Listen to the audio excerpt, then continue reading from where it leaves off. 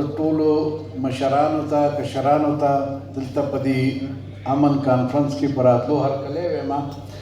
زه مختصر خبره کوم.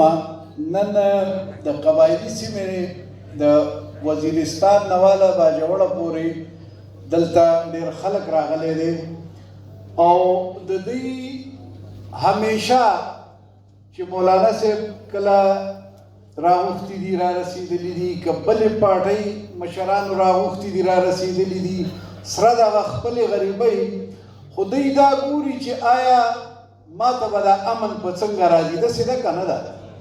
د دې یو شي دپاره راټولېږو چې امن به څنګه راځي او د هغې چل په دې تېرو 25 کالو کې موږ یو دم دا چل رانلی چې دا امن به څنګه راځي.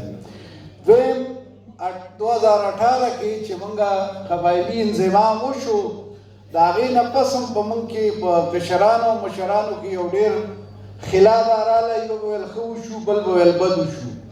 نن هم هغه پوزیشن دی. موږ مولانا صاحب چې نو راغلی هم په دې باندې بحث وشو. زه دا وایم چې FCR د انګریز قانون دا اوس هم د انګریز قانون دی. په دواړو کې امن نه و. موږ له امن پکار دی که یو بل انګریز قانون کوم پاتې هغه دې رامخکې شي خو موږ له امن پکار دی. بنیادي زموږ دا خبره ده. نه مې FCR خوښ و نه دا اوسنی قانون خوښ دی. د کشرانو د هغه پورې دا قانون خوښ دی د څو پورې چې عدالت کې کیس نه راغلی. چې کیس یې په عدالت کې راشي نو دا په څه غم واوښتو. خبرې لنډه وو. موږ یو څو مشران دننه کېناستو.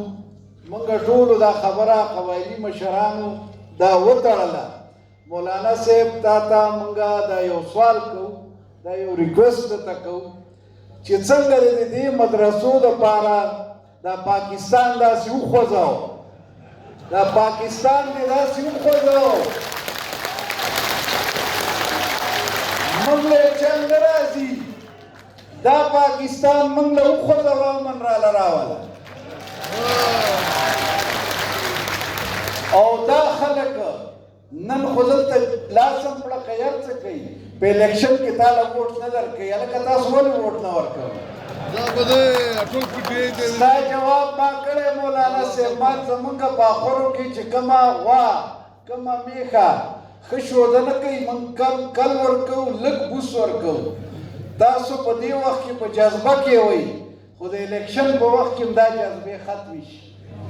نو ستاسو د طرفه به زه ګورې ګرنټر یم او مولانا صاحب که موږ دا خواست کوو چې دا به ووټ هم درکوي هر څه به کوي خو مخکې دا پاکستان ورله د اسمبلیانې ورله وخوځوه. زما له څه دا خبره ده. مهرباني